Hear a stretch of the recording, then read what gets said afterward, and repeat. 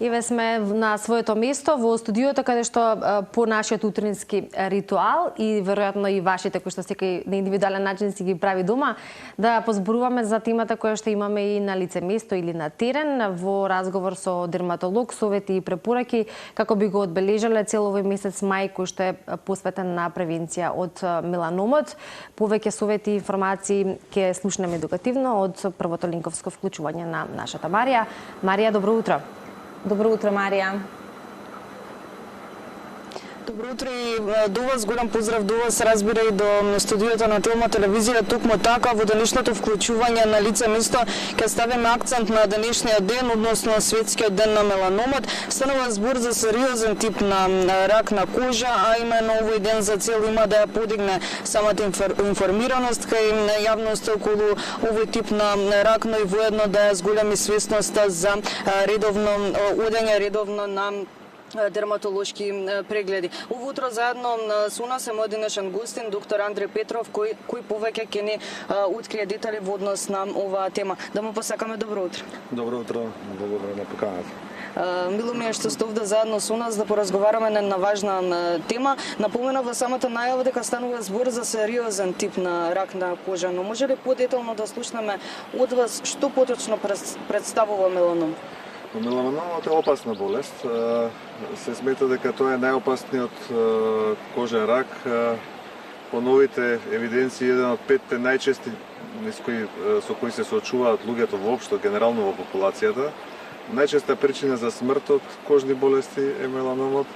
Меланомот е болест која со модерното време, особено со изложувањето на сонце, инциденцата да се смета дека расте, бидејќи сонцето е еден од главните ризик фактори.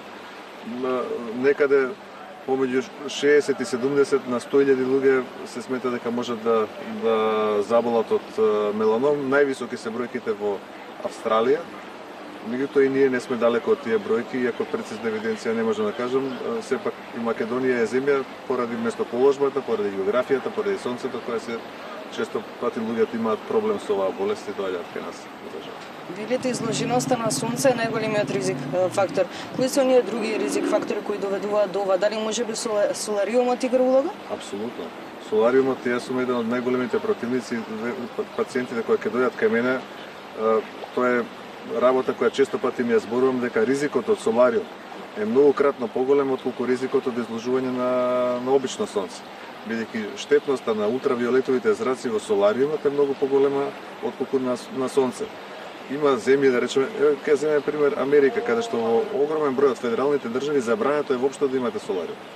Не е дозволено такво нешто. Во другите кај што е дозволено, тоа е дозволено со ригорозни услови. Меѓутоа не е само солариумот. Речеме, луѓето со голем број бемки, така наречениот синдром на повеќе бемки, повеќе од 100, да речеме, се смета дека имаат поголем ризик отколку другите. Луѓето со фамилиарна историја кои имаат за бемки. Значи, има повеќе фактори кои можат да сугерираат дека некој има поголем ризик од другите. Луѓето кои се често изложени на сонце, градежни работници, луѓе што работат на поле, ние сме земјоделска земја, сите тие имаат поголем ризик од рак на кожа генерално, а и на меланом. Колку редовно треба да се оди на преглед кај дерматолог, при тоа и да не забележиме никаква промена, но доколку забележиме, односно какви промени исто така можеме да забележиме од изложеноста на сонце, од солариумот, нели во крајен случај меланомот, но некои првични симптоми? Колку често? Она што е светски и европски протокол, тоа е еднаш годишно. Значи, минимум еднаш годишно треба да се дојде на преглед и да се направи така наречена дермоскопија. Што е дермоскопија? Тоа не е некое зрачење, не е ехо. Значи, тоа е зголемување оптичко со од 20 до 100 до 200 пати. Кај нас ние тоа зголемување до 100 може да оди со нашата техника, обично во помалите амбуланти до 20 до 30, но генерално со тоа се проверуваат бемките и се гледа секој отстапување на некоја пигментна промена во однос на претходната состојба. Заради тоа имаме можност ние за дигитално мапирање. Значи, ставате во систем промената и потоа кога ќе дојдете после месец дена можеме исто да ја провериме. И има безболен преглед? Тоа е безболен преглед и има едно правило за само преглед. Тоа сакам да им го кажам на вашите гледачи. Тоа е така нареченото ABCD или ABCDE правило. тоа се акроними од англиски зборови, што значат секоја промена на асиметрија, значи на промената, на пигментот на промена. Границите, borders, C color или боја, значи секоја промена на бојата, секоја промена на диаметерот или елевација на промената покажува дека кога ќе ја забележите, а тоа можете да го видите бидејќи кожата се гледа со голо око, не ви е потребна гастроскопија да ја видите, можете и индицирано е веднаш да дојдете на дерматолог да се направи онај следен чекор за кој зборувавме, а тоа е дермоскопија. Доколку дојде до појава на овој вид на рак меланомат, како оди самиот процес на лекување? Процесот на лекување и ден денес број 1 е хируршката ексцизија, значи да се отстрани туморот во здраво со еден заштитен рап од некаде 1 до 2 сантиметри, зависно од стадиумот на болеста.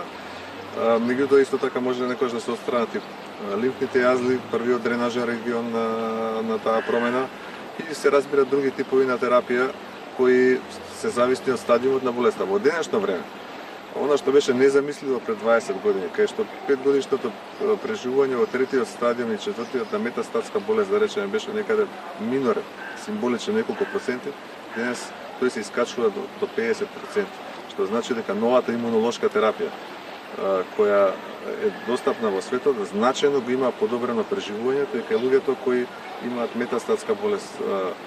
Тоа е работа со која се бават онколозите, не ја третираме ние дерматолозите. Но во првите стадиуми, ако се јави пациентот во првиот стадиум или уште подобро во нултиот стадиум, преживувањето е 100%. Значи нема да има никакви последици. Попова да се напоменати овие информации, пред самиот крај со оглед на тоа дека не доаѓа летниот период и многу од нашите сограѓани верувам дека често ќе бидат изложени на сонце, па и во летните одмори исто така, што им препорачувате, како да се заштитат? Секогаш го советувам истото, дури се трудам да им кажем една дополнителна причина за да се заштитат и од рак на кожа. Меѓутоа за да го спречат и старењето на својата кожа. Главниот магичен лек се вика заштитен фактор за сонце. Кремови со заштитен фактор за сонце, кој на нашето поднебје би требало да биде 50+. Значи, 50 е фактор кој гарантира дека 97% од ултравиолетовите зраци на вашата кожа ќе бидат блокирани, а вие нема да бидете бели.